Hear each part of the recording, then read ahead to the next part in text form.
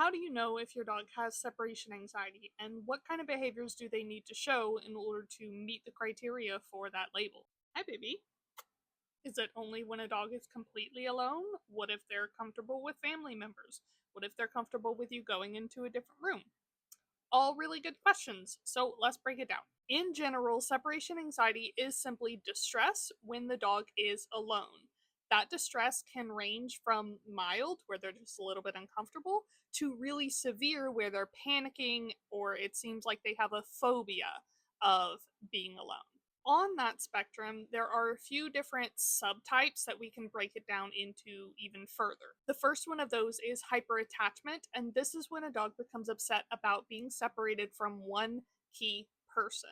Again, the level of that distress can vary quite a lot, so we might see dogs upset about being separated from their person when the person goes to take a shower, and we might see them be totally comfortable with that. We might even see them be comfortable with the person going in the backyard to do yard work for a couple of hours because they know that the person is just in the backyard.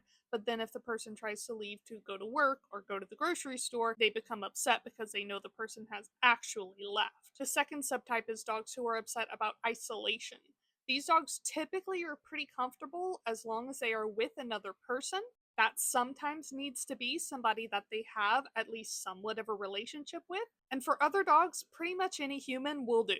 In my experience, isolation distress is the most common type of separation anxiety. The next one on the list is confinement anxiety, and technically, this is about the confinement itself and not about the separation from the humans. However, it typically gets lumped into the separation anxiety umbrella because oftentimes when people are trying to teach their dogs that confinement is okay, they're doing it in combination with separation. But some dogs who are upset about confinement don't have the same big feelings about separation from the people as they do about the confinement, and therefore don't actually seem to have separation anxiety. And the last one on the list is FOMO, or fear of missing out.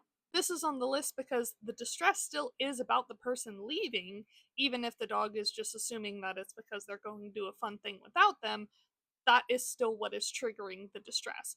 And just like with all of the others, sometimes dogs with FOMO are literally panicking about not being able to go do the fun thing. Other times it's more mild. What this comes down to is that any dog who is upset or distressed when alone in any context can qualify as a dog who has separation anxiety because the anxiety is about being separated from the human, even if they are comfortable in some situations and not others.